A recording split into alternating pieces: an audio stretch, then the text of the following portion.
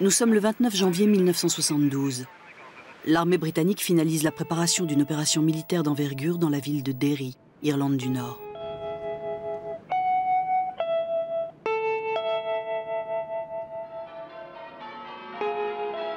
Ce même jour, Banty Nash épouse Margaret dans la chapelle Sainte-Marie de Creggan.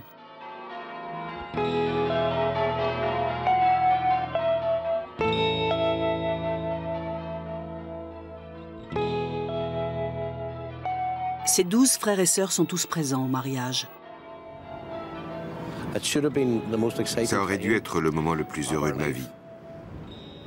Mais le lendemain a eu lieu ce qu'on a appelé plus tard le dimanche sanglant, le Bloody Sunday.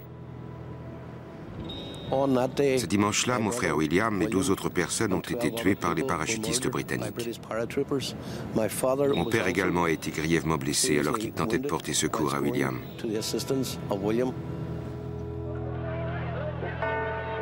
15 000 personnes s'étaient rassemblées pour la plus grande manifestation en faveur des droits civiques jamais organisée à Derry. Elles entendaient protester contre la corruption qui régnait au sein de l'administration locale. La foule avait pris la direction de l'hôtel de ville dans une ambiance bon enfant. Mais en quittant le quartier catholique du Bogside, elle s'est retrouvée face à l'armée et sa bonne humeur a cédé la place à la colère.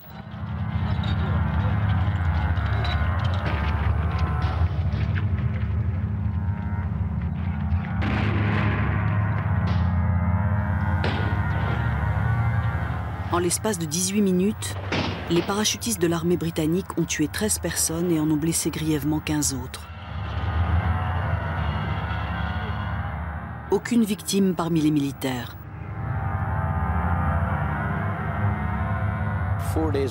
4 jours plus tard, nous nous sommes retrouvés ici, avec Margaret et toute la famille, pour enterrer William. Parmi les morts, 6 avaient tout juste 17 ans. Plusieurs autres étaient de jeunes pères de famille.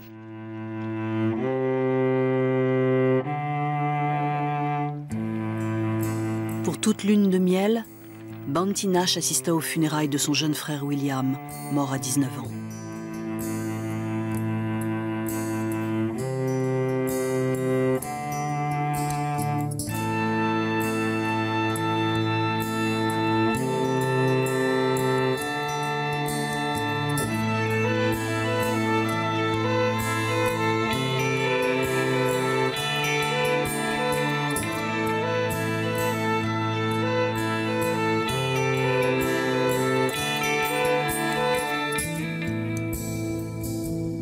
En 1971, j'étais étudiante aux Beaux-Arts. Je suis née à Derry, la ville du Bloody Sunday. J'étais dans la foule le jour de la manifestation. 30 ans plus tard, je cherche toujours à savoir ce qui s'est passé ce jour-là. J'étais allée à la manifestation avec ma mère et mon amie Katrina. Nous étions à l'avant du cortège quand il a atteint le centre de Derry.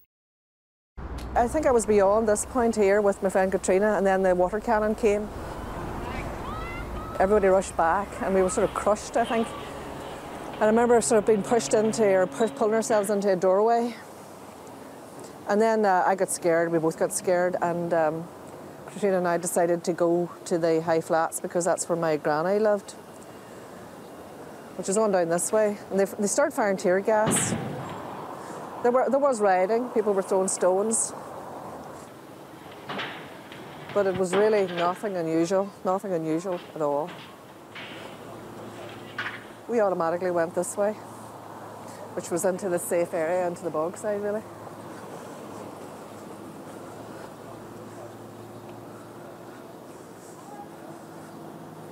And of course, the high flats have gone now, unfortunately. My granny lived on the 5th floor, and that's where we went, with the intention of then going on over to Friedrich Wall to hear Bernadette Devlin speak, as she was known then.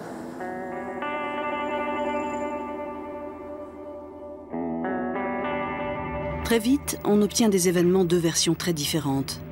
L'armée britannique se hâte de présenter la sienne à la presse. Paratroopers did not go in there shooting. In fact, they did not fire until they were fired upon. And my information at the moment, and it is almost immediately after the incident, is that the Prayer Battalion fired 3 rounds altogether after they'd had something between 10 and 20 fired at them from the area of the Rossville Flats over there. There was nothing fired at them, sir. I'm absolutely certain of that. I can speak of this without any difficulty whatsoever because I was there. I was just standing at the flats when the Saracens moved in, first of all, and there was nothing fired at them, positively nothing fired at them whatsoever. There weren't even stones fired at them. People ran in all directions and they opened fire. Most people had their backs to them when they opened fire at the time. Une semaine plus tard, le Premier ministre Edward Heath annonce la création d'une commission d'enquête sur les événements. Lord Widgery, le président de la Haute Cour de justice de Grande-Bretagne de l'époque, choisit d'ignorer la plupart des témoignages de civils, y compris des personnes qui avaient été blessées. À l'issue de 17 jours d'audience, Lord Widgery déclare les soldats non coupables, affirmant que la plupart des victimes étaient des combattants ou des poseurs de bombes. Le rapport de la commission apparaît immédiatement à la population de Derry comme une supercherie, visant à masquer la vérité. Les efforts déployés pour couvrir les véritables coupables du Bloody Sunday ont profondément marqué le cours de l'histoire irlandaise. Cette affaire a détérioré les relations entre l'Irlande et l'Angleterre et elle est en partie responsable des 25 années de violence qui suivirent.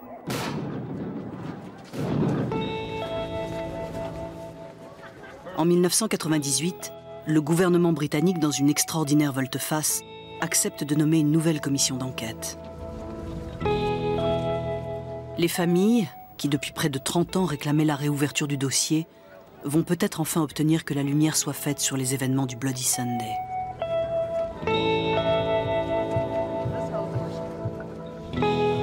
Pour la première fois, Banty Nash et son frère Paddy refont le chemin emprunté par la manifestation de 1972.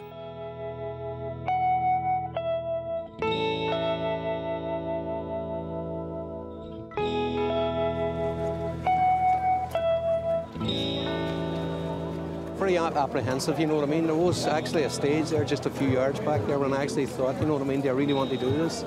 Do I really want to finish it? You know, and I could very easily just turn now and go over Chamberlain Street, you know. But I think I'm determined, I'm going to do it. I'll stick with it.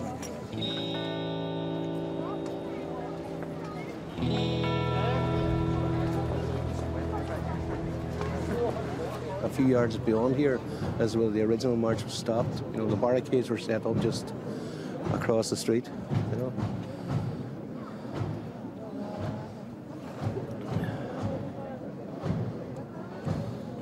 So there's a lot of memories flooding back. There is indeed, yeah.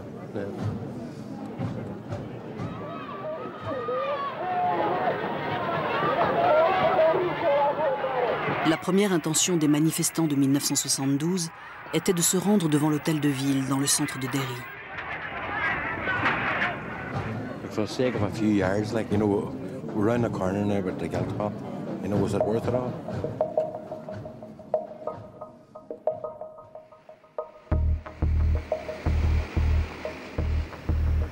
La nouvelle commission d'enquête, présidée par Lord Savile, apparaît comme un ressort capital du processus de paix qui est en cours.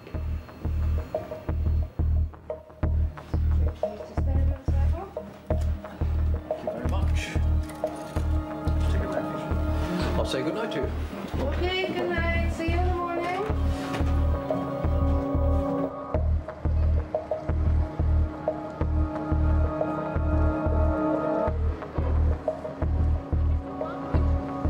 La veille de la première audience, les familles ont organisé un rassemblement silencieux devant la salle où va siéger la commission. Un mélange d'espoir et d'inquiétude se lit sur les visages.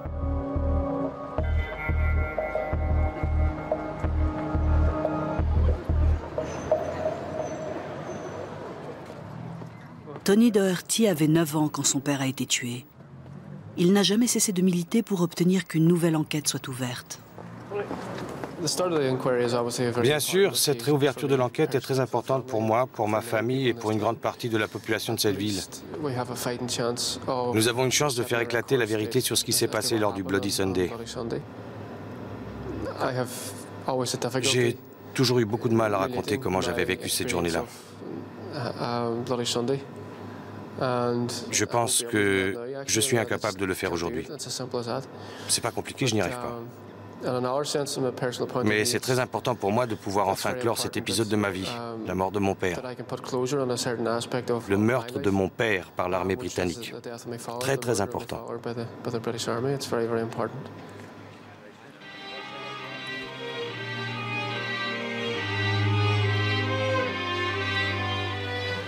La presse s'est mobilisée autour de l'événement. Les travaux de la commission d'enquête vont enfin commencer.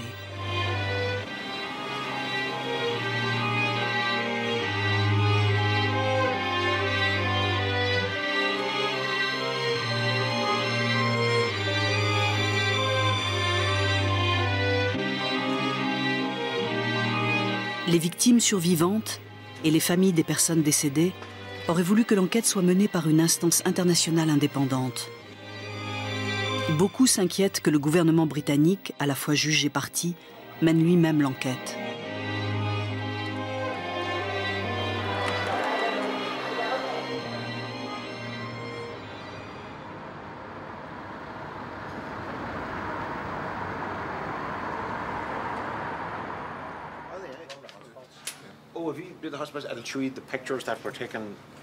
Eamon McCann est écrivain et journaliste. Il était présent lors de la manifestation du 30 janvier 1972, lorsque les coups de feu ont été tirés. Il a consacré sa vie à faire la lumière sur ce qui s'est passé ce jour-là. Le Bloody Sunday s'est déroulé dans un contexte politico-historique bien particulier. Mais je suis heureux de constater que la Commission a justement l'intention de replacer les choses dans leur contexte. Nous verrons bien si elle y parvient. Mais le seul fait qu'elle veuille examiner les choses à la lueur de ce qu'était la situation politique et historique de l'Irlande du Nord à l'époque, c'est, je crois, de bon augure. Avant le Bloody Sunday, Eamon McCann était déjà en première ligne du mouvement en faveur des droits civiques en Irlande du Nord. The only people really stirring things up in Northern Ireland are the Unionist government. You see, if the issues did not exist, it would be impossible to agitate upon them. Il était l'un des meneurs de la première grande manifestation organisée à Derry en 1968 pour le droit au logement et le droit de vote. Ce mouvement citoyen s'inspirait ouvertement de la lutte des Noirs américains pour la reconnaissance de leurs droits civiques. We have a situation where one man in this town has 26 votes in a local government election. I'm a 25-year-old worker. I don't have a single vote. I resent that, and I intend to demonstrate against it. The local franchise, I think that is all right. That a man who ploughs a lot of money into a business here, or plural businesses, that he should have a greater say than the average man who has no stake financially at all in it. Most of the people here are quite happy and quite contented.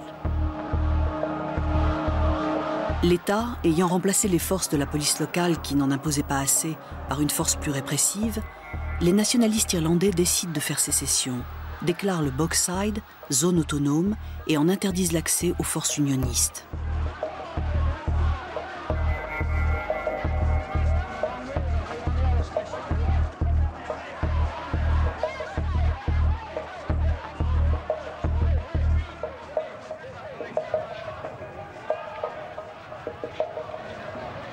I am not advocating violence in Derry or anywhere else at the moment. I think it would be tactically lunatic to do so, and I am a pacifist by instinct, if not by conviction. But I do say that any violence which occurs in this area is the product of the conditions created and tolerated by the Unionist government here, and the responsibility for it rests ultimately on them and on no one else.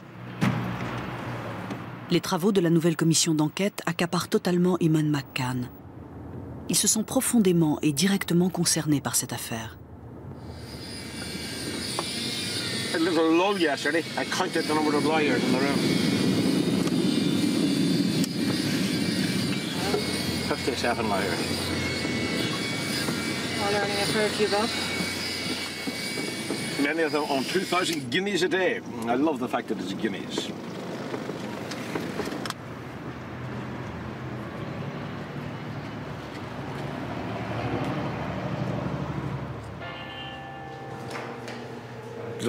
Quand j'y réfléchis aujourd'hui, je crois que pendant toutes ces années, j'ai considéré comme tant d'autres que le Bloody Sunday était une affaire de droit, une affaire de morale, une affaire de constitution, une affaire politique, etc. Nous avons peut-être trop négligé les aspects humains du Bloody Sunday. Or, je crois que tous ceux qui étaient présents ont été plus ou moins affectés par le drame. J'ai moi-même été touché plus que je ne le pensais. Nous n'avons pas été autorisés à filmer les témoins à l'intérieur de la salle d'audience, ni avant qu'ils se soient exprimés.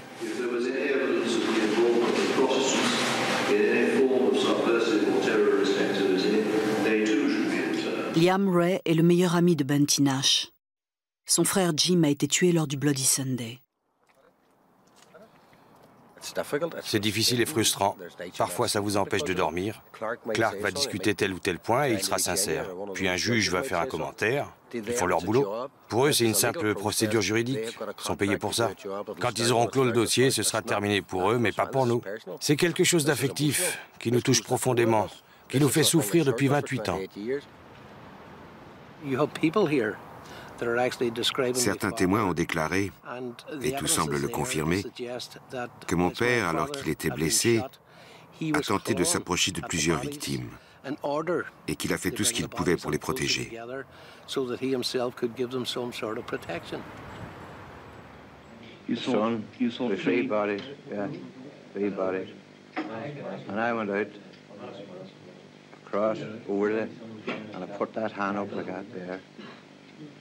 And I got it right through there. And then I got this one.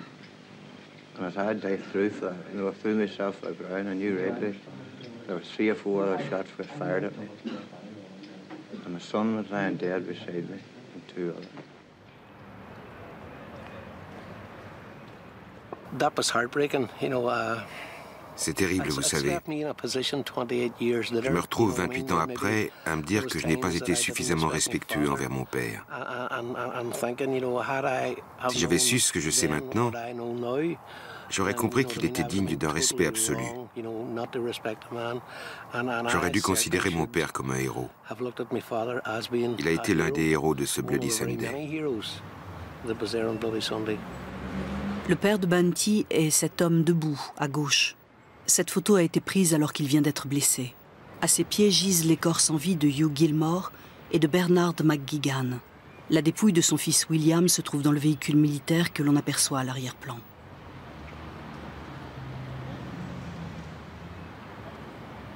Nous avons rencontré Damien Donaghy. Il a été le premier blessé par balle bien avant l'offensive lancée par l'armée. Il avait 17 ans et comme beaucoup d'autres jeunes pris pour cible ce jour-là, Damien avait jeté des pierres sur les forces de sécurité, mais n'avait aucune arme sur lui lorsque les militaires lui ont tiré dessus. Nous sommes passés devant un immeuble plus ou moins en ruine, où des soldats avaient pris position. Ils tiraient des balles de caoutchouc et on s'amusait à les ramasser, ça faisait un souvenir. Une balle de caoutchouc a rebondi sur le mur qui se trouvait à ma droite. J'ai voulu la ramasser, je me suis tourné. Elle devait être à 50 cm de moi. C'est là que je me suis pris une balle, une vraie. Je me suis retrouvé par terre, sur le dos. John Johnson, 59 ans, fut lui aussi blessé alors qu'il tentait de porter secours à Damien. En quoi la tragédie du Bloody Sunday a-t-elle changé votre vie? Ma jambe n'a jamais retrouvé toute sa mobilité. Je boite et je ne peux pas plier le genou à plus de 30%. Mais moi, au moins, je peux parler aux journalistes. Ceux qui sont au cimetière, ils ne le peuvent pas. C'est sur leur famille qui mène le combat. Ce que je veux surtout, c'est que mon innocence soit reconnue. C'est aussi ce que veulent les familles pour ceux qui sont morts. Alana Burke avait 18 ans à l'époque. Elle a été grièvement blessée peu après Damien Donaghy, lorsque l'armée britannique a envahi le Bogside. Quand les violences ont commencé, j'ai un peu reculé. Mais j'étais toujours dans le secteur lorsque les véhicules sont arrivés avec les canons à eau et le gaz lacrymogène. Je me suis sentie mal. J'ai été prise de vomissements. Je pouvais ni courir, ni marcher, ni bouger. Vous étiez pétrifiée? J'étais pétrifiée et je me sentais vraiment très très mal. J'entendais les véhicules qui remontaient William Street et je me disais, mon Dieu, si je reste ici, je vais mourir. J'ai regardé derrière moi et j'en ai vu arriver un. Je me suis dit, mon Dieu, il va pas s'arrêter. Un véhicule se dirigeait vers vous? Oui, un véhicule blindé de transport de troupes. Les gens couraient dans tous les sens, complètement terrorisés. Mais moi, je ne pouvais pas courir vite. Je me souviens juste du bruit du choc sur le côté droit. Et là, je me suis dit, ça y est, c'est fini, je suis morte. Monseigneur Edward Daly, qui était prêtre à l'époque, a assisté de très près aux événements qui se sont déroulés sur le parking situé derrière la cité Roseville. Can you tell me what happened when the paratroopers came in, Father? They came in and they just came in firing. The people, there was no provocation whatsoever. Firing what, rubber bullets? No, it was lead bullets they fired. They seemed to fire in all directions. There's some rubber bullets too. They didn't even seem to fire gas. It was completely outrageous, disgraceful. I don't know. Vous n'avez jamais hésité à dire qu'il s'agissait de meurtre. Vous le pensez toujours? Je suis absolument persuadé qu'il s'agissait de meurtre. C'était des meurtres, des actes parfaitement délibérés. Je pense que chaque victime a été choisie et délibérément abattue. Vous remarquerez que toutes les victimes, à une ou deux exceptions près, étaient des hommes d'un âge bien précis. Ces jeunes gens ont été choisis pour cible. Je suis persuadé que c'était délibéré. L'armée s'est avancée bien au-delà de Pilots Row, puis a continué. Les gens ont été pris de panique et se sont mis à courir dans tous les sens. Je me suis précipité dans la cour de la cité Roseville. Il y avait des gens qui couraient partout. Tandis qu'Edward Daly tente de se mettre à l'abri et qu'Alana Burke, grièvement blessée, gît non loin de là, Geraldine McBride court, affolée le long de Roseville Street. Where were you when they started to come down? Where were you in the street here? I was across the street, over there, right. in the spare ground. So you saw the entry into the bog site? Oh, we did. Did they come fast, or how did they come? Oh, they came fast enough. It was all of a sudden.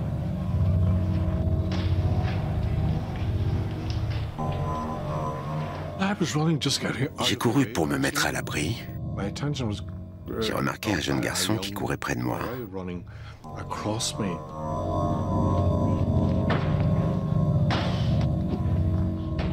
Il a poussé un cri et s'est écroulé. J'ai cru qu'il avait été touché par une balle en caoutchouc. Je ne me suis pas arrêté, j'ai continué à courir. J'ai essayé de prendre le passage entre deux immeubles pour sortir de la cour, mais la voie était bloquée par une foule de gens qui criaient. Je me souviens en particulier d'une femme qui hurlait. Je me suis abrité derrière un muret. Ils avaient ouvert le feu. On entendait tirer un peu partout. J'étais inquiet pour le jeune garçon que j'avais vu tomber. J'ai profité d'une accalmie dans la fusillade pour jeter un coup d'œil dans la cour et je l'ai aperçu, allongé au milieu des places de parking tracées sur le sol, au milieu de l'esplanade. J'ai décidé d'y aller pour voir si je pouvais faire quelque chose pour lui. Lorsque j'ai retourné le corps, j'ai compris que la seule chose que je pouvais faire, c'était lui donner l'extrême onction.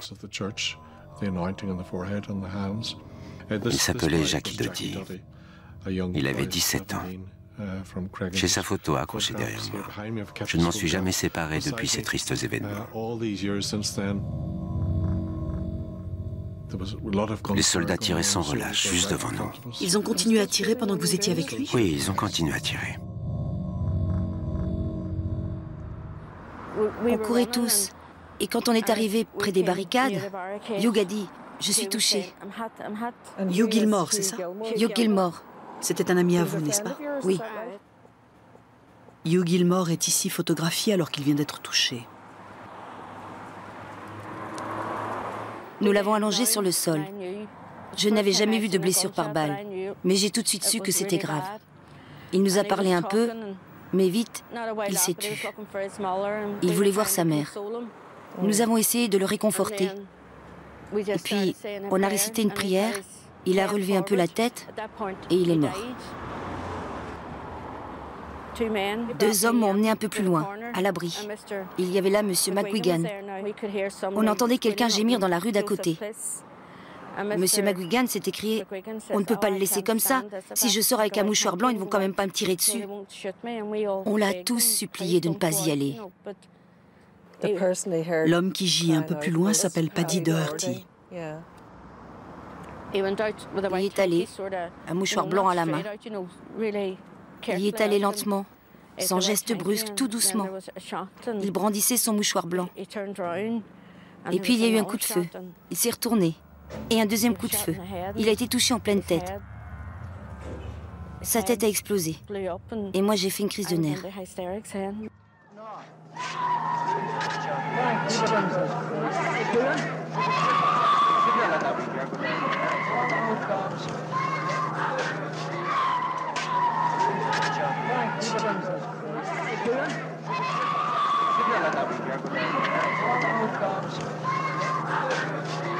J'ai cru que j'allais mourir. Psychologiquement, j'ai complètement craqué. Voilà ce qui m'est arrivé le jour du Bloody Sunday.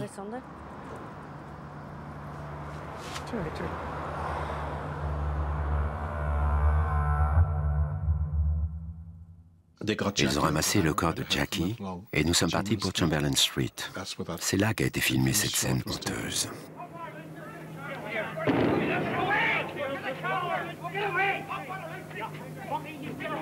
Nous l'avons porté jusqu'au magasin de M. McHugh, sur Waterloo Street. Madame McHugh est allée appeler une ambulance qui est arrivée très vite. Malheureusement, il n'y avait plus rien à faire. Jackie était mort. Je me revois à quatre pattes, en train d'essayer de me sauver. Et puis, une ambulance est venue me chercher. Il y avait déjà plusieurs corps allongés à l'intérieur. Des personnes qui étaient mortes? Elles avaient la tête sous des couvertures et elles ne bougeaient pas. Rien ne bougeait. Pour ceux qui, comme moi, ont vécu les événements du Bloody Sunday, il est difficile de les évoquer sans être aussitôt assailli par la douleur. Je dois témoigner demain devant la commission d'enquête. Et j'ai l'impression que je n'y arriverai pas, que je ne suis pas prête. Je suis allée voir mon médecin pour qu'il me fasse un certificat me permettant d'attendre un peu et de mettre de l'ordre dans mes idées. Je suis trop bouleversée pour aller témoigner. Je n'ai pas envie de raconter n'importe quoi, de paniquer devant la commission et de compromettre ce qui se joue là d'essentiel pour les familles de ceux qui sont morts. Je n'ai pas dit tout ce que je savais. Et j'appréhende d'avoir à le faire.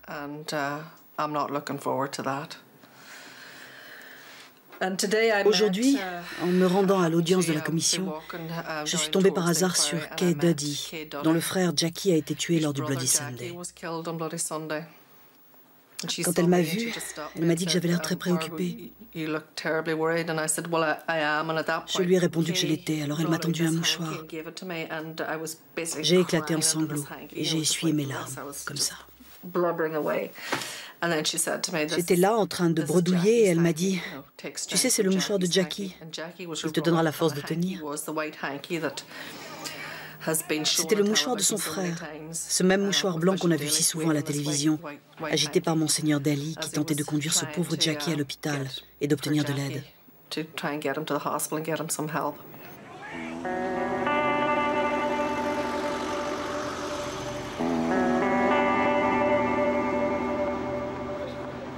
Le Bloody Sunday implique directement l'intégrité de l'État britannique.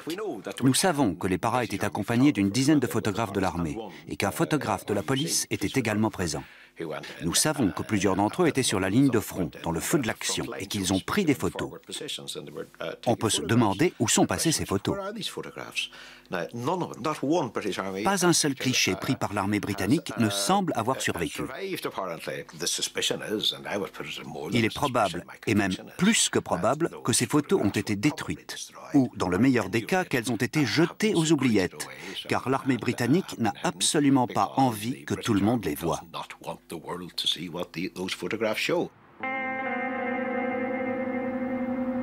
Les militaires présents sur le terrain lors du Bloody Sunday ont pu comparaître devant la commission sous le couvert de l'anonymat. Mais Benty et Paddy Nash s'efforcent depuis des années d'identifier les parachutistes qui ont participé à l'intervention. De temps en temps, on va jeter un coup d'œil sur le site des anciens paras. Certains noms reviennent régulièrement dans les différentes sources. Ils nous sont connus depuis longtemps. Je pense que la plupart des gens savent bien que nous connaissons désormais les noms des soldats qui ont tiré lors du Bloody Sunday, et cela depuis 2-3 ans déjà. Si nous avions voulu les publier, nous l'aurions fait. Comment les connaissez-vous? Grâce à Pegasus, le site des anciens des régiments parachutistes, qui donne des liens vers les sites personnels d'anciens paras.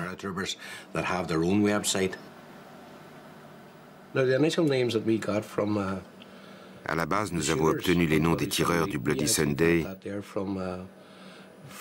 grâce à des informations que nous a transmises un militaire dont je tairai le nom.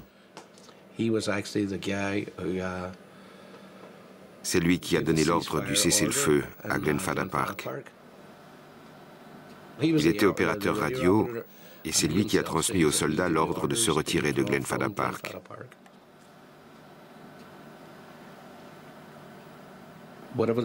Quelles que soient les conclusions de la commission d'enquête, la vérité se trouve là, dans tous ces renseignements patiemment rassemblés. Et je peux vous dire que tout ce que j'ai pu lire pour l'instant prouve de manière irréfutable que la vérité est de notre côté, pas du côté des paras.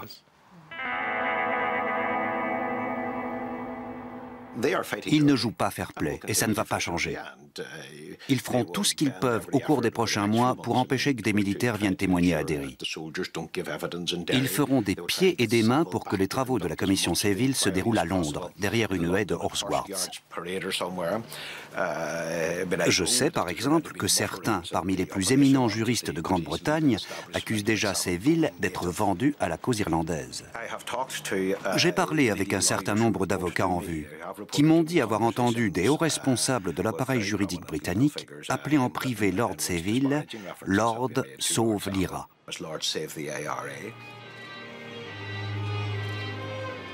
Once he gets to giving interviews, when you saw, we've said generally to the press, and other members of the press will simply say it's unfair. They'll say, what did you pay me to do this? Okay, nice to be told.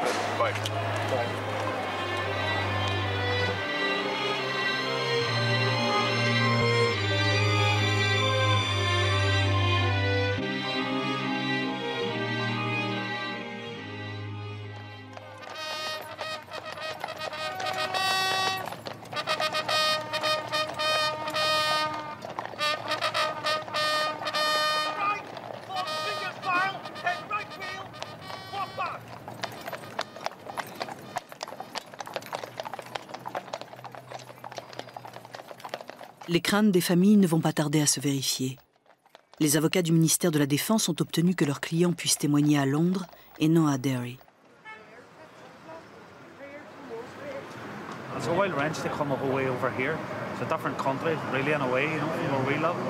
And our inquiries should be in Derry.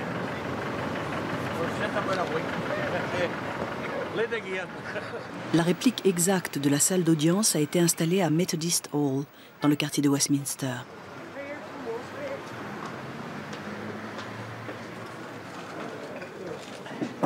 Les familles se préparent à affronter la partie la plus pénible de l'enquête.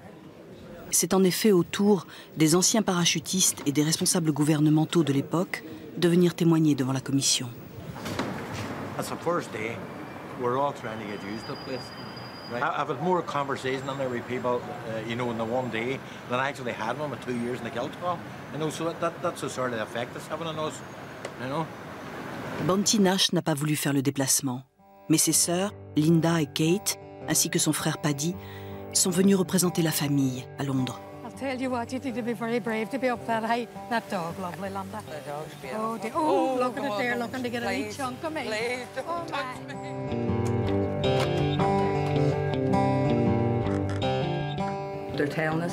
On nous a dit qu'il y en aurait pour 6 mois, 1 an au maximum. Mais on nous avait aussi dit que l'enquête durerait 2 ans. Et on en est déjà à 3 ans et demi. Donc je pense que je vais faire pas mal d'allers-retours pendant 1 an ou 2. À Londres, le logement des familles est assuré pendant la durée des travaux de la commission.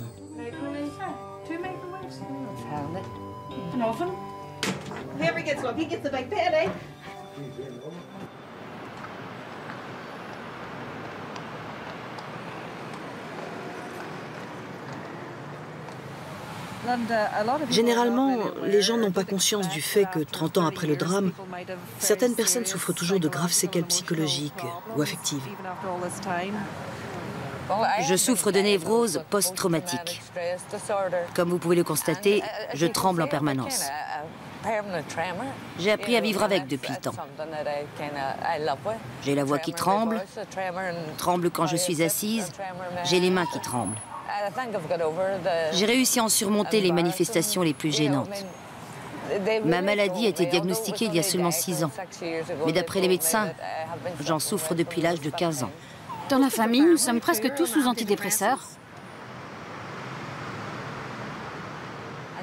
Personnellement, il me serait impossible de manquer une seule journée des travaux de la commission d'enquête.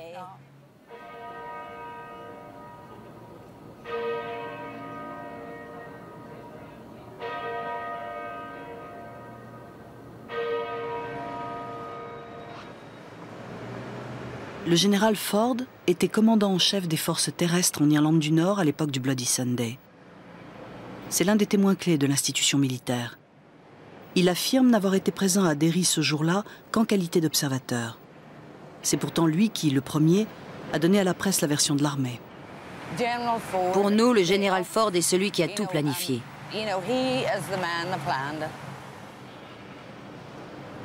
Ford était le numéro 2. Il commandait les forces terrestres. Il est notamment l'auteur d'une note dans laquelle il disait que la méthode douce ne marchait pas et ne marcherait jamais. Dans cette note, il expliquait qu'il était de plus en plus convaincu qu'il n'y avait qu'une seule solution à Derry, et je le cite d'après un document qui figure au dossier. Il écrit textuellement « Nous devons désormais envisager de tirer sur un certain nombre d'individus qui font partie des meneurs des voyous du Bogside. »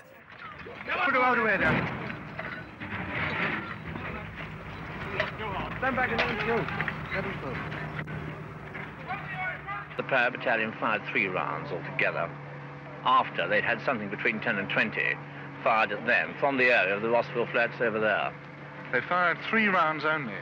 By information at the moment. I believe that there are more than 3 dead. I've seen 3 dead myself. Well, they may well not have been killed by our soldiers.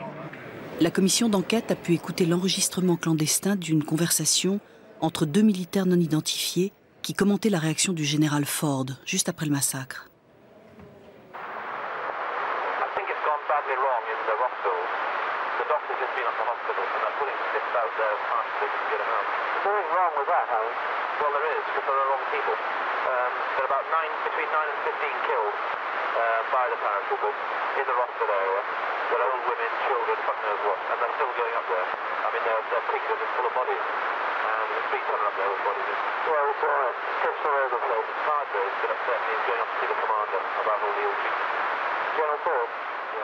Le général Ford était ravi. Il a déclaré que c'était la plus belle intervention qui lui a été donnée de voir depuis des années. Bravo les paras, a-t-il dit, c'est parfait, c'est exactement ce qu'il faut faire.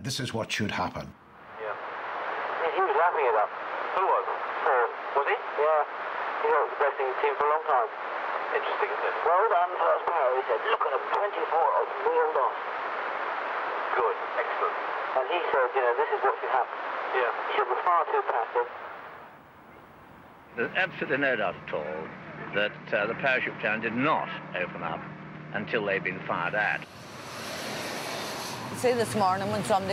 Vous savez, quand quelqu'un m'a dit ce matin que le général Ford était atteint d'un cancer, j'ai répondu « J'espère qu'il en crèvera. J'espère qu'il mourra dans d'atroces souffrances et que les 14 personnes qui ont été tuées reviendront le hanter pendant ces derniers jours. Qu'elles seront là jusqu'à la fin pour lui faire rentrer dans la gorge les mensonges qu'il a proférés aujourd'hui. » Il a essayé de reconnaître que l'armée avait peut-être commis une erreur, tout en insistant sur le fait qu'il n'avait pas le souvenir d'avoir, lui, personnellement, fait quelque chose de mal. Il a maladroitement essayé de jouer sur les 2 tableaux.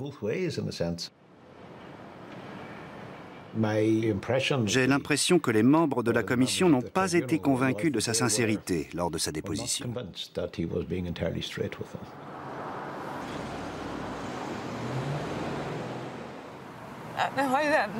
Quand je vois cet homme qui s'en va, comme ça, qui rentre tranquillement chez lui, en ignorant tout, en ne sachant rien de la tragédie humaine qu'il y a derrière toute cette affaire. Il ne sait rien de tout ça. Il a dit hier qu'il ne dormait pas très bien depuis quelques jours et qu'il se sentait fatigué. Est-ce qu'il imagine seulement ce que nous endurons depuis 30 ans? À essayer de comprendre ce qui s'est passé. À se dire que s'il avait été ailleurs, Il n'aurait pas été tué. Et ce monsieur se plaint parce qu'il est un peu fatigué depuis quelques jours. Mon père aussi a été fatigué, mais plus longtemps. Sa fatigue a duré 27 ans.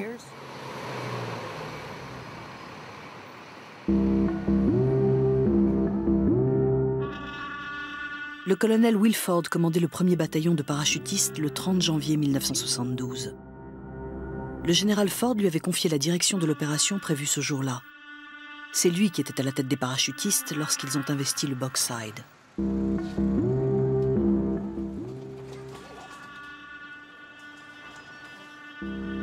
Colonel, once the paratroopers went into the Bogside, there seemed to have been a very large number of casualties. Well, I suppose large, 5 is quite large in these circumstances. It's unfortunate. But when we got up there, past William Street here where we're standing, and up towards Rossville Flats, we came under fire. We came under fire from the bottom of the flats, from the flats. We were also petrol bombed, and some acid, in fact, was poured on us from the top of the flats. Local people are saying that you used excessive force when you went in there. Well, what is force? If you're being fired at, you return fire, and they know that perfectly well. How many gunmen do you feel you've hit in the Bogside? Well, I'm told from my quick sit-rep, you must understand it's a very quick sit-rep, that 3 gunmen were hit. We have not got the weapons, but this is the usual thing. We saw people come forward. I'm not going to say that I saw weapons taken away, because I don't know yet. I have not spoken to the men on the ground, although I was forward when the shooting was going on. You have no worries about this action? None at all. Wilford et ses hommes se trouvaient juste derrière ce barrage lorsque l'ordre leur est parvenu. Ils ont franchi le barrage à bord des blindés, ils ont remonté Little James Street, puis ils se sont engagés dans Rossville Street. Ils se sont alors retrouvés dans le quartier du Bogside. Certains sont allés jusqu'au premier immeuble de la cité Rossville, ici. D'autres sont descendus de leur véhicule un peu plus bas dans Rossville Street et sont allés à pied jusqu'à Kells Walk. C'est ici, le long d'un groupe d'immeubles à 2 étages. Ils sont allés se mettre en position le long de ces immeubles, derrière un muret, d'où ils ont ouvert le feu sur les gens qui se trouvaient sur Rossville Street, autour de la barricade de gravats indiquée ici, devant la cité Rossville. 4 personnes ont été tuées et plusieurs autres blessées à cet endroit. Et ce salopard de Wilford était avec ses soldats sur Kells Walk au moment où les coups de feu ont été tirés. Sur une vidéo tournée par la chaîne ABC, on voit mon père, couché par terre à côté du corps de notre petit Willy. On ne voit pas les corps, mais on voit mon père qui fait des signes de la main. On le voit faire des signes. Il a les bras en l'air. Il a été touché. Il est supplié d'arrêter. De 2 balles. Il est supplié d'arrêter. C'est mon fils, c'est mon fils. Et il demande de l'aide à ceux-là même qui lui ont tiré dessus et qui ont tué son fils. Exactement.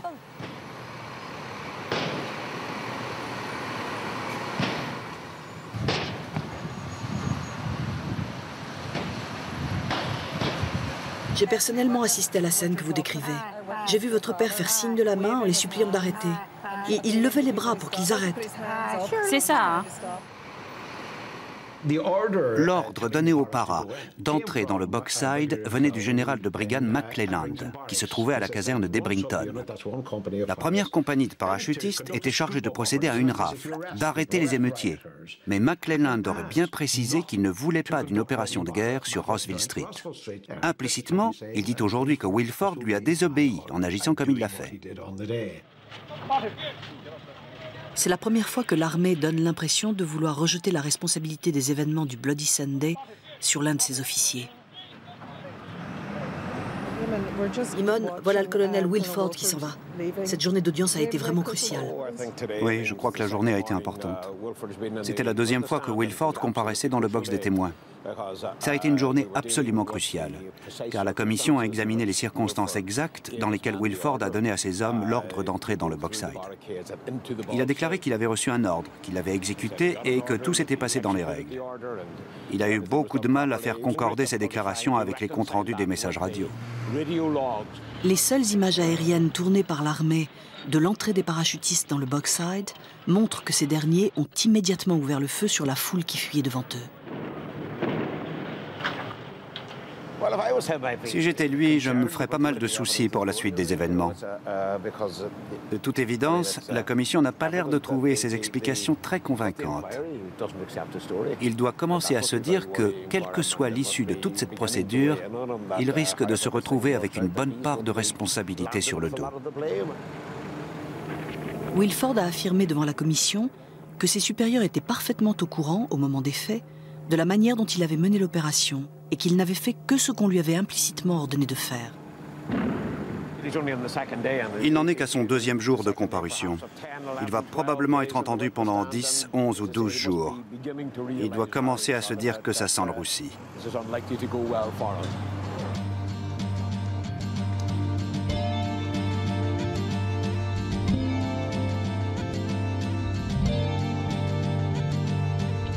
He's my new daddy. À mesure que les jours et les mois passent, et malgré la douleur que la procédure ravive, les familles des victimes semblent reprendre espoir.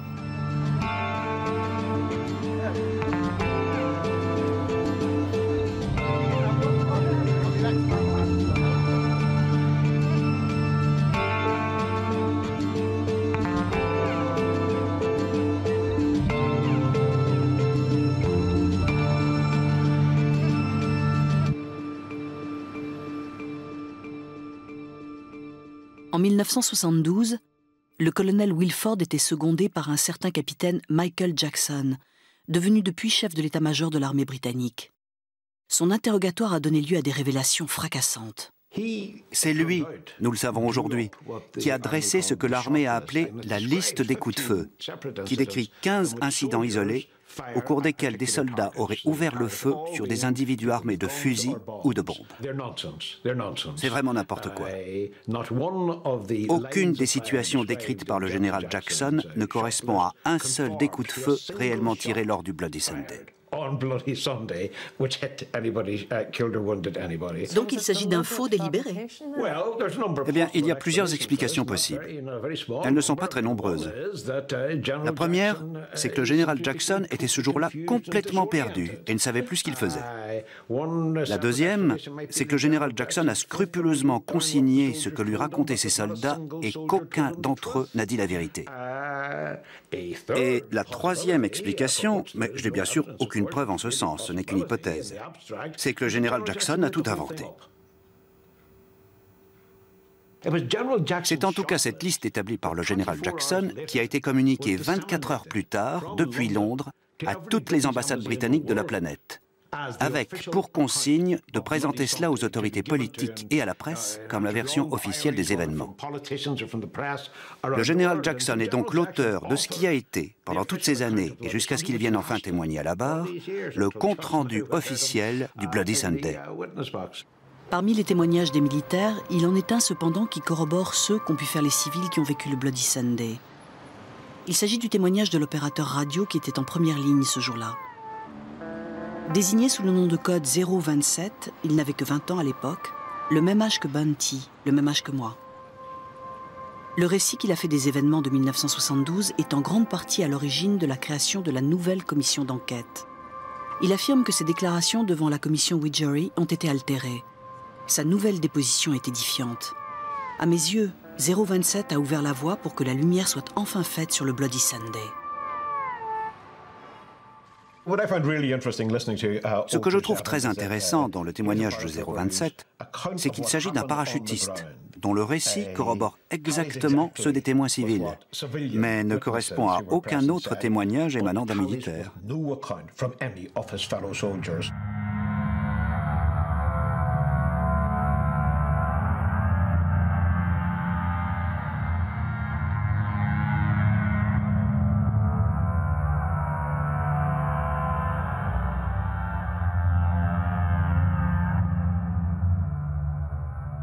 L'élément central du témoignage de 027, c'est le fait qu'il affirme avoir vu des civils non armés se faire tuer ou blesser par des soldats qui, selon lui, ne pouvaient pas ignorer que les personnes qu'il prenait pour cible n'étaient pas armées.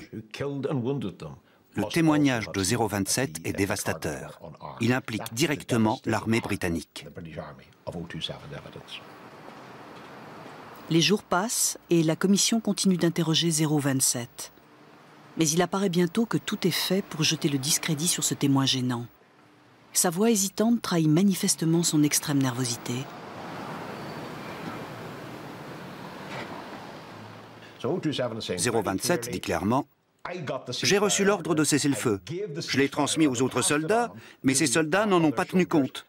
Ils sont allés à Glenfadda Park où ils ont continué à tirer malgré le cessez-le-feu. » Ça aussi, c'est un élément clé de son témoignage.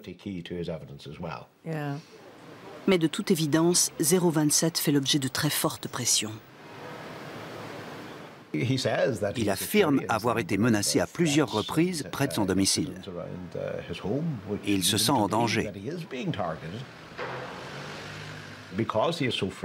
Il a très peur d'être identifié ou que certains de ses anciens collègues ne le retrouvent ou ne le suivent. Nous savons peu de choses sur lui et sur sa vie, mais il donne l'impression d'avoir très peur.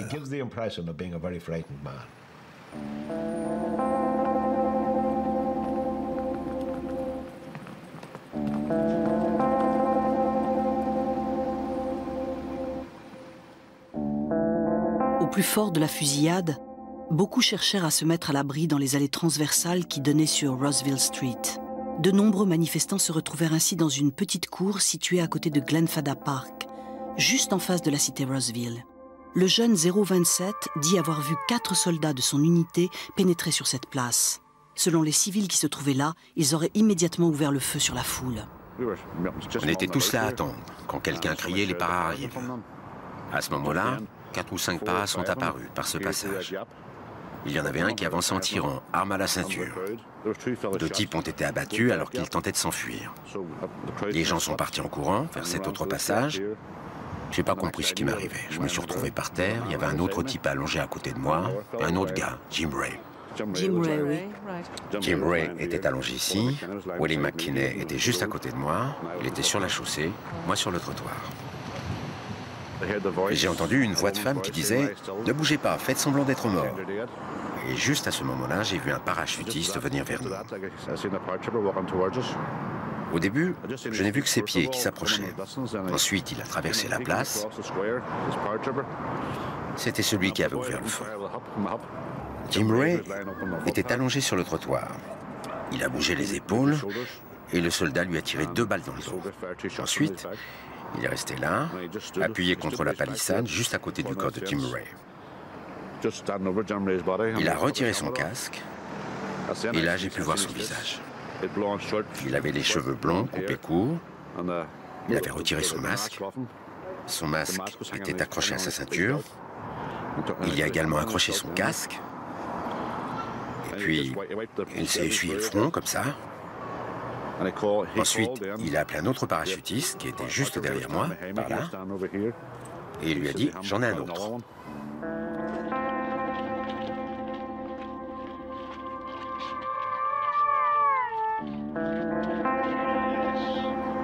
J'ai eu l'impression que ça durait des heures, mais il paraît que ça n'a duré que quelques minutes. Quelqu'un dit « On se tire, Dave ». J'ai tourné la tête pour voir où il était.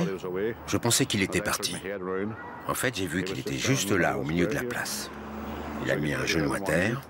Il vous avait vu? Il m'avait vu bouger. Alors il a mis un genou à terre et a pointé son fusil vers moi.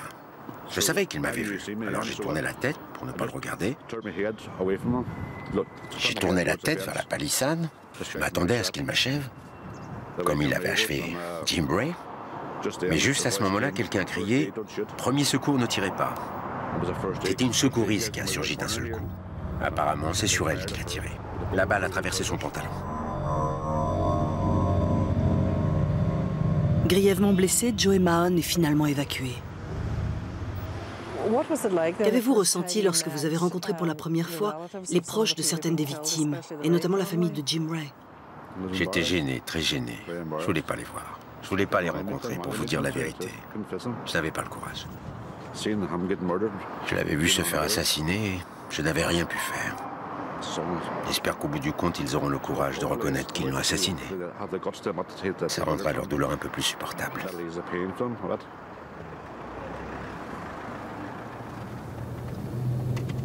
J'ai tenté de rencontrer 027, mais il a disparu sans laisser de traces. On dit que c'est un homme brisé. Il dit que le Bloody Sunday est pour lui une cause d'angoisse permanente, qu'il voudrait pouvoir oublier, que tout le monde puisse oublier que tout ça appartient au passé.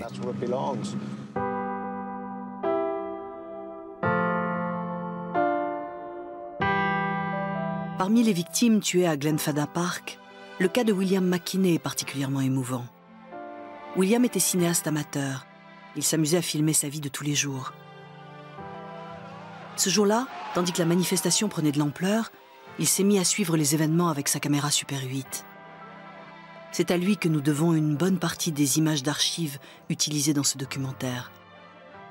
J'ai rencontré son frère, Michael McKinney. On a filmé des parachutistes quelques minutes après la fusillade. Ils quittaient Kelwolsk en rigolant.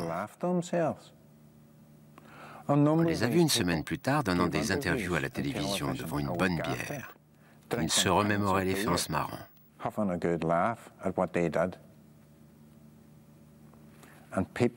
Et on voudrait que les familles se disent que tout ça c'est du passé et qu'il faut mieux l'oublier.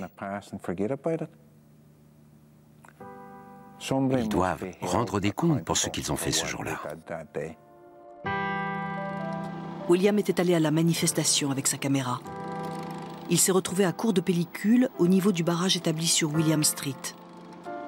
Il a été abattu 20 minutes plus tard à Glenfadda Park.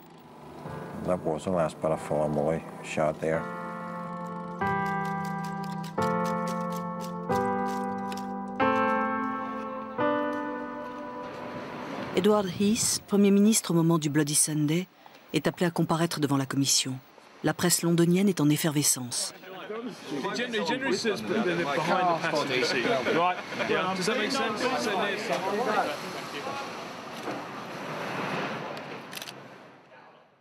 Je pense que le témoignage de Heath n'a servi à rien, ni dans un sens ni dans l'autre, car il a été fait de mauvaise grâce.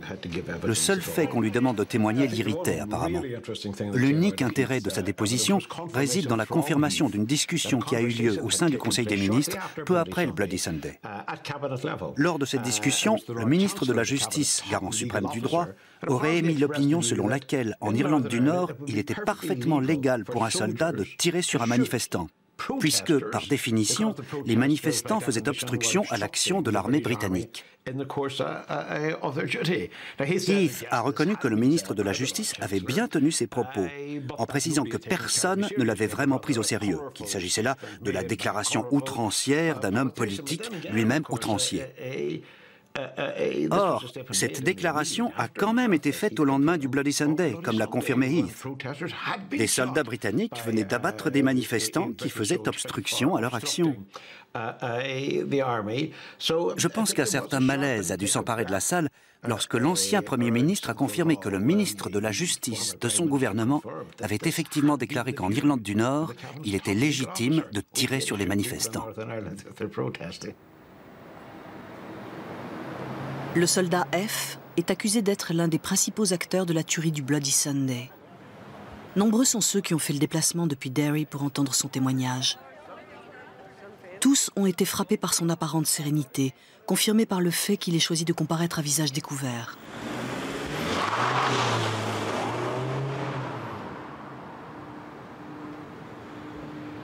Nous venons de vivre une journée hors du commun. Je suis d'accord. Une journée tout à fait étonnante. Nous avions en face de nous un véritable tueur psychopathe. Il est sans aucun doute responsable de la mort de 3 personnes, peut-être plus. Dont votre propre... Dont mon propre frère. Dans son témoignage ce matin, il l'a nié, mais il a bien dit qu'il avait abattu quelqu'un à Glenfadda Park. Il a lui-même déclaré qu'il pensait avoir été le seul soldat à avoir ouvert le feu depuis Glenfadda Park, en direction de la cité Rossville. Il peut très bien avoir dit ça pour ne pas mouiller ses anciens camarades. Il est donc difficile de savoir ce qu'il a vraiment fait. Mais si ce qu'il dit est vrai, et qu'il a bien été le seul à tirer dans cette cour, alors c'est lui qui a tué mon père.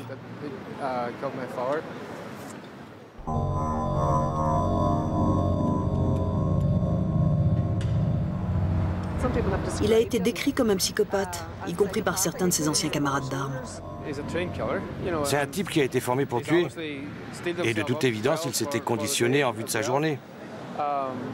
Il a la tête d'un tueur professionnel? Pas du tout. C'est un homme d'un certain âge, d'allure banale. Pour ces types-là, nous n'étions que des animaux que l'on pouvait abattre, comme ça, et dont on se débarrassait ensuite des carcasses. Et ils pensaient que le jour n'arriverait jamais. Que le jour de rendre des comptes n'arriverait jamais. Vous n'y croyez pas?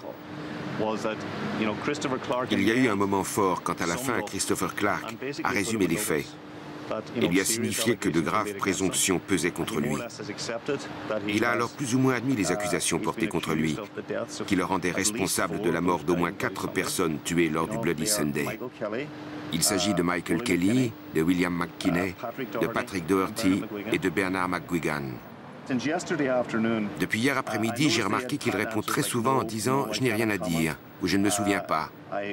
Selon mon témoignage. Selon mon témoignage, si vous le dites, etc.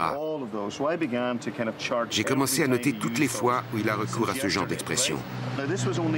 Pour la seule journée d'aujourd'hui, par exemple, il a prononcé 100, 200, 300, 371 mensonges éhontés en répondant de cette manière. Si j'ajoute ce total à celui d'hier, ça nous fait depuis hier après-midi 572 réponses de ce type. Et il y a eu un moment où le public dans la salle a presque éclaté de rire. Ça faisait des heures qu'il répondait sans arrêt « Je ne me souviens pas, je ne me souviens pas ». Et lorsque M. Mansfield a soudain évoqué un épisode de sa vie, il a dit que ce n'était pas vrai. Mansfield lui a demandé comment il pouvait être aussi catégorique et il a répondu « Je m'en souviens ». Je m'en serais souvenu. C'est ce qu'il a dit et tout le monde a ri. Exactement. Seamus Strassel, l'un des avocats des familles, qui avait été le premier à l'interroger, lui a dit alors « Les gens de Derry ne peuvent pas oublier et les parachutistes, eux, ne peuvent pas se souvenir. » Voilà, ça résume toute la situation. L'interrogatoire du soldat F a eu l'effet d'une catharsis. Les familles jubilent. Elles ont réussi à le faire comparaître 31 ans après les meurtres dont elles l'accusent.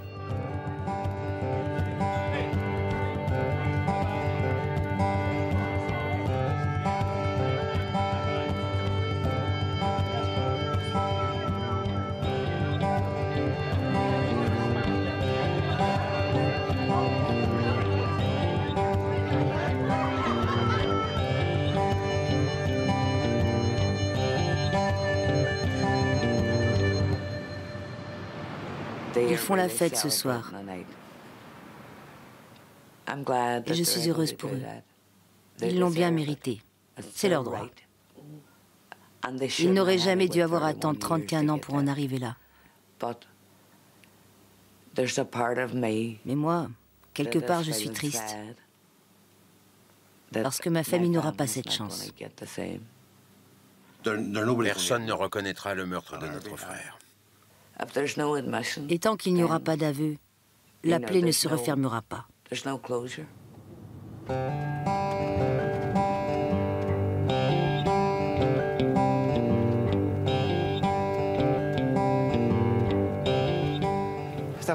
notre dernière journée à Londres. J'adore Londres, mais j'avoue que je suis content de partir. Ça a été trop long. Ironie du sort, nous quittons Westminster, où tout a commencé. C'est ici, à la Chambre des communes, que certains ont voulu, dans un premier temps, justifier le massacre du Bloody Sunday. Et c'est encore devant le Parlement que Lord Savile fera son rapport. Un rapport qui appartiendra au Parlement. La mise en place de la commission d'enquête ne faisait pas officiellement partie de l'accord de paix. Mais elle a de toute évidence été établie par le gouvernement britannique, dans le cadre de l'actuel processus de paix, dont l'accord constitue la pièce maîtresse. Cette nouvelle enquête permettra-t-elle de renforcer la paix en Irlande du Nord? La question reste posée. La vérité n'est pas forcément un élément stabilisateur.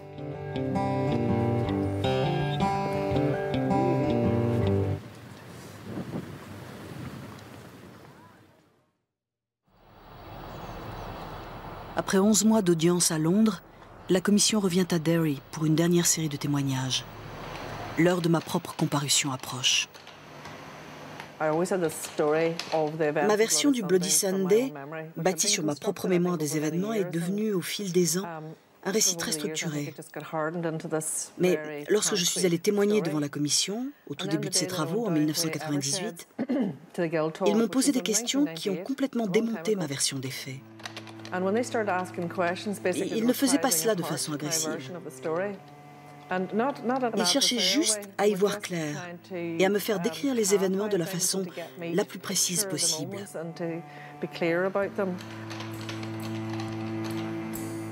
Je n'ai jamais vraiment conclu mon témoignage.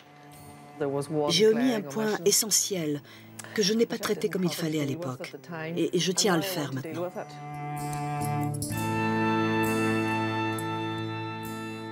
I would have been up here. I would have been up on the flats up here. You know, on the first floor looking down. Mon plus terrible souvenir du Bloody Sunday, ce sont ces innocents que j'ai vus se faire tuer sur la grande barricade. Mais un peu plus tard, j'ai vu deux jeunes gens partir en courant vers la ligne de feu. L'un d'eux a tiré un coup de feu depuis le coin d'un immeuble vers un soldat. Il l'a raté et ils ont pris la fuite. Je ne me rappelle plus exactement à quel moment cela s'est passé, ni par où ils sont arrivés sur Roseville Street. Of course, in there, a lot of people were murdered. It's a sort of a nightmarish place in there, really.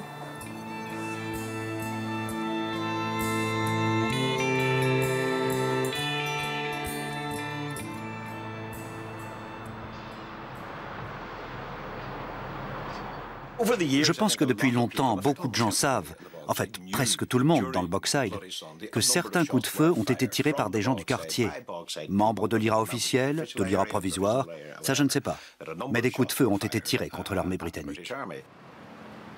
La difficulté que nous avons eu à reconnaître que des coups de feu avaient effectivement été tirés depuis la Bogside ne procède pas seulement d'une volonté de protéger les nôtres ou de refuser de regarder la vérité en face. C'est aussi et surtout parce que nous nous sommes dit que le reconnaître, c'était donner à l'armée britannique, au ministère de la Défense et au pouvoir britannique en général un bâton pour nous battre. Ils auraient alors dit de façon fallacieuse que si ces coups de feu n'avaient pas été tirés depuis le Bogside, il n'y aurait pas eu de Bloody Sunday. Au moins 2 autres tireurs en civil ont été aperçus cet après-midi-là. J'ai vu un homme armé juste à côté de nous.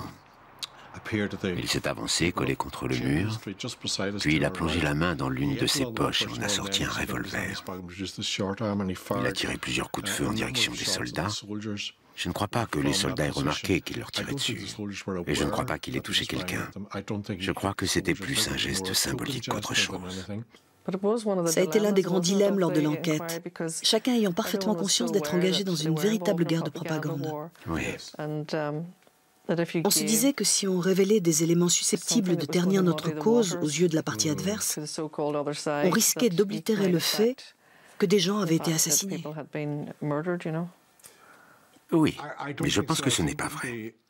Je pense qu'il est important de dire la vérité. Si on veut respecter les victimes, il n'y a aucun besoin d'exagérer ce qui s'est passé lors du Bloody Sunday. Ce qui s'est passé était suffisamment terrible en soi, et à mes yeux, suffisamment éloquent. J'ai parlé de ce tireur dans ma toute première déposition, devant l'Association des droits civils et devant la commission Widgery. J'ignorais à ce moment-là que quelqu'un l'avait pris en photo. Ce n'est qu'après qu'un habitant de la cité Roseville, M. Tucker, a révélé qu'il l'avait photographié. Je n'avais pas connaissance de ce fait à ce moment-là. Je suis heureux d'avoir mentionné sa présence dès ma première déposition. Rien n'est plus fort que la vérité.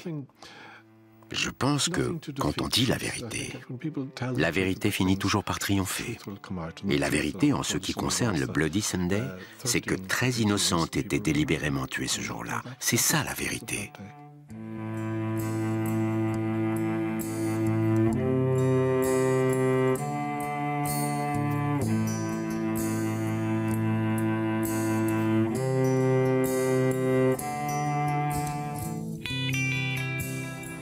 Le 3e tireur aperçu ce jour-là était un membre de l'IRA. Il a témoigné devant la commission et a reconnu avoir tiré un coup de feu en direction des militaires au moment où la manifestation atteignait William Street.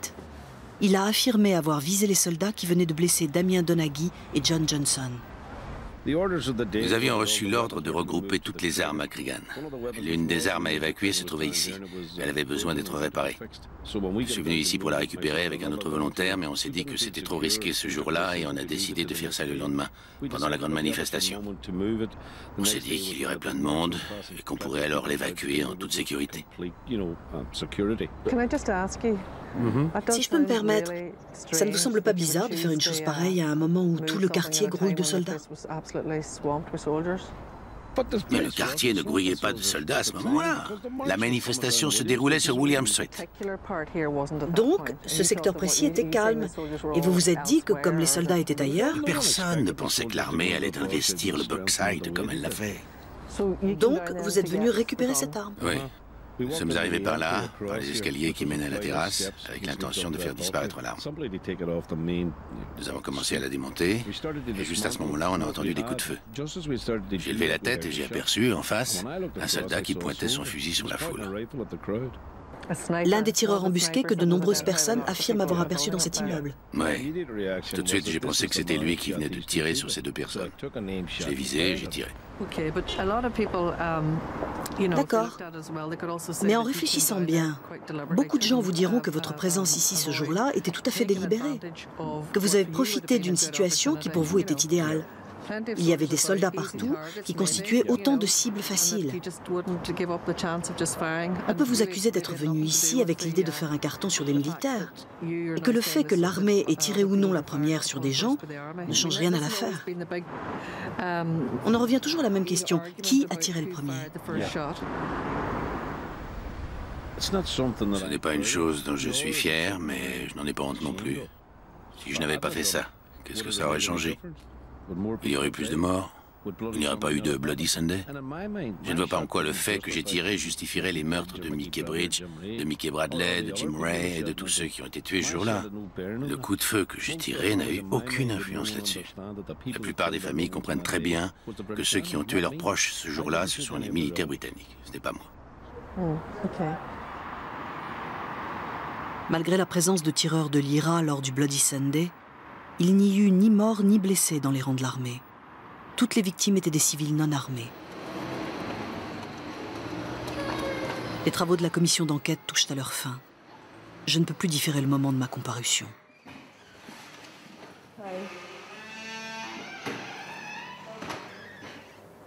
I had been in the march with my mother and a friend, Katrina. And my granny had a flat near a place, which was on the 5th floor. And we went in there because we got tear gas on the way. It was the first time I ever got tear gas, and we went to, you know, dampen our eyes.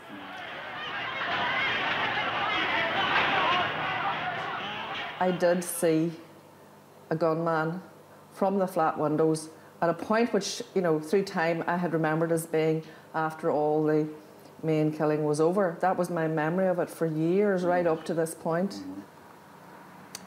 People have said to me, I could not have seen this. It didn't happen. Nobody else has given this evidence. Soldiers haven't given this evidence. The place was swamped with people, but I'm convinced that I saw it.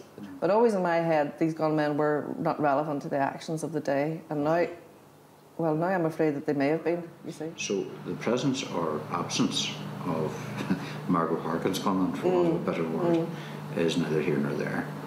If it happened, it happened. Yeah. If you give a statement about it, then that statement will go into the melting pot with the rest of the evidence in the case, and it's not really going to disimprove or improve the case against the soldiers. Yeah.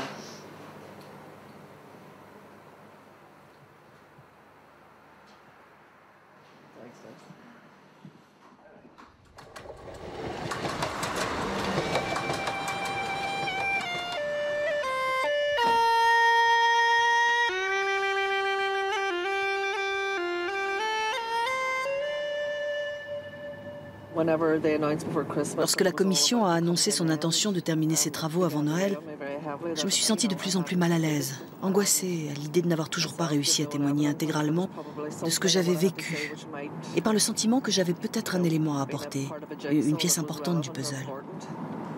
Ce qui me préoccupait le plus, bien sûr, c'était ce tireur que j'étais certaine d'avoir vu.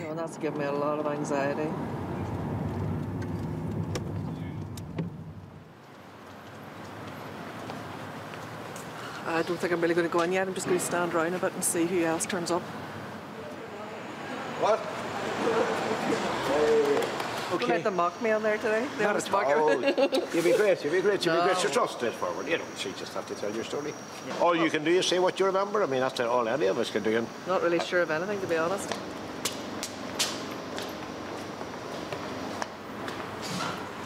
Lors du Bloody Sunday, j'ai vu l'État recourir au terrorisme.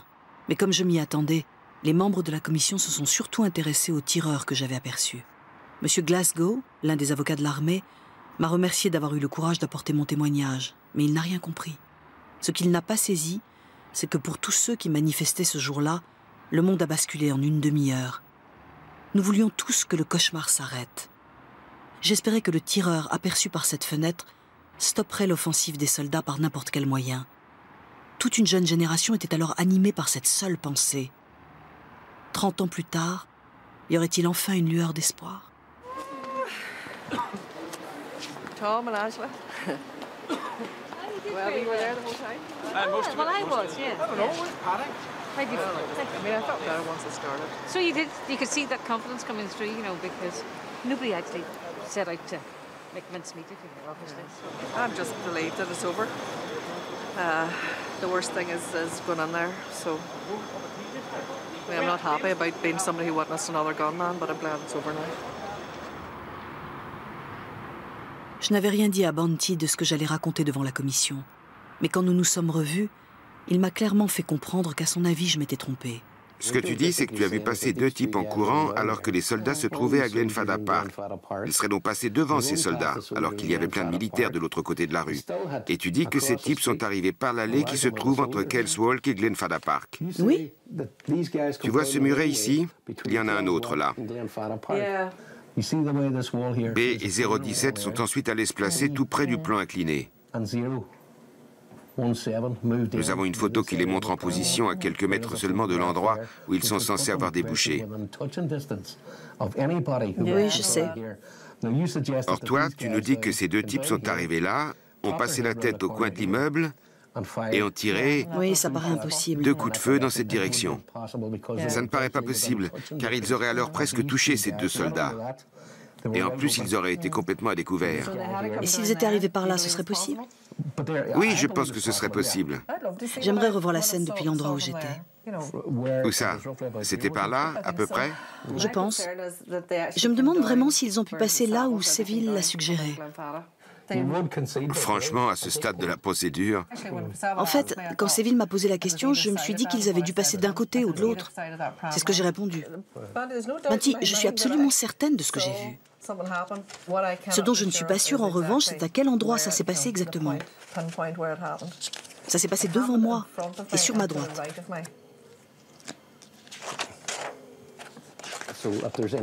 Si tu apprends que quelqu'un a déposé une requête de dernière minute à propos de ton tireur imaginaire, bah, tu sauras que c'est moi. Il n'était pas imaginaire. Je t'assure qu'il ne l'était pas. Tu as tout à fait le droit de ne pas me croire, mais il n'est pas sorti de mon imagination. D'autres que moi l'ont vu. L'enquête touche à sa fin. Banty et Linda se demandent ce qu'il ressortira finalement de cette longue procédure. Until it's over, Bandy, in October. I mean, we can't really say. No, the only thing that we can do in October is just sit back and listen. Oh. Because it's only Christopher Clark summing up himself. He's going to sum up. Now, and his summing up, it's possible they have a fair idea of what the outcome of this inquiry is going to be. If, at the end of the day, he comes out and he says, right, those particular people who were named, the particular people who were shot on Bloody Sunday, named individuals who were shot on Bloody Sunday, are completely innocent of any crime. Will you accept that? Totally innocent. Totally innocent of any crime. Will you accept that? Accept it and walk away? No. Well, that's where you and I differ. I won't accept it and walk away. Accept it and walk away, no. Well, I won't accept it and walk away. Wouldn't accept it and walk away. We'd have to stay there. And well, why not? Because yeah, that actually amounts to it. If you think about it realistically, that amounts to a declaration of innocence. If a soldier murdered Wally and they shot my father, then there are consequences they pay. It doesn't take a genius to work out if all the civilians that died on Bloody Sunday were completely innocent, then where does the guilt lie? The guilt lies somewhere else. So the guilt has got to lie with the British Army. So what? I can settle and say, well, fucking, they're the ones who've got to deal with it. We then, after 32 years, or 33 years, we then no longer have to cope with it. You know what I mean? And I think it is then, you know what I mean, that we have got to put it behind us and say, right, enough's enough. Move on. You know what I mean? Just let's fucking move on from here. No, I mean, move on from here. Maybe. Because of you anymore, if you weren't happy, have you got the energy to put more into this? Can you continue the campaign? Because I know I certainly can't. Like, I am tired. And I'm, you know what I mean, the guts have been sucked out of me over the last 32 years. I can't go on no longer.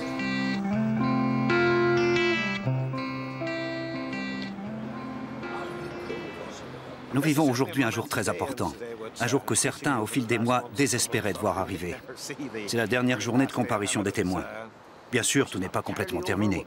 Nous serons de retour en juin lors de la confrontation des différentes équipes d'avocats. Il y aura aussi le récapitulatif magistral de Christopher Clark, qui commencera le 4 octobre. Nous ne sommes pas au bout de nos peines, mais la majeure partie de l'enquête est finie. Et je crois que les proches des victimes éprouvent un sentiment de soulagement. Une grande lassitude, certes, mais aussi une grande satisfaction.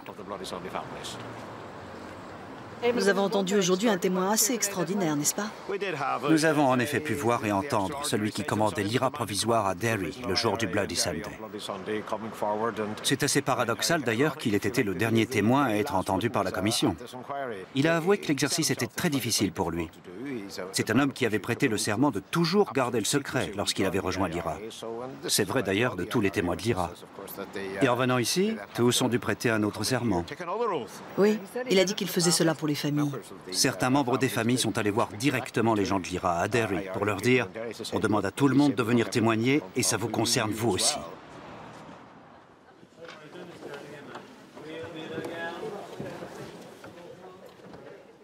On the last day of the oral evidence, we want to thank all the people in Derry for supporting us throughout the last decade, during the campaign, for the setting up of the inquiry. The truth cannot now seriously be doubted by anyone. All we have ever demanded was a truth.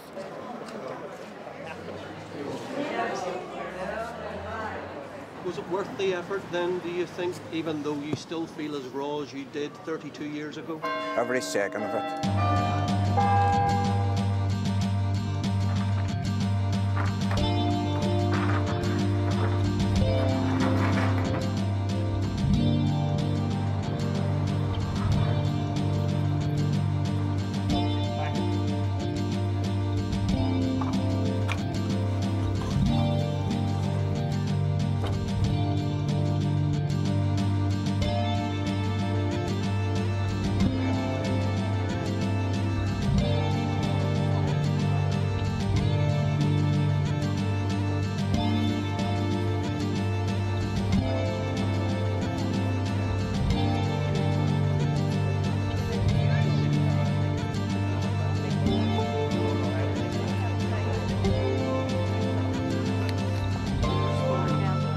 L'enquête a déjà duré 6 ans et coûté plus de 255 millions d'euros.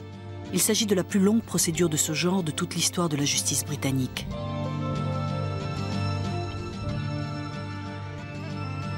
Après tant d'années et tant d'argent dépensé, les familles des victimes trouveront-elles enfin la paix en obtenant justice pour leurs morts?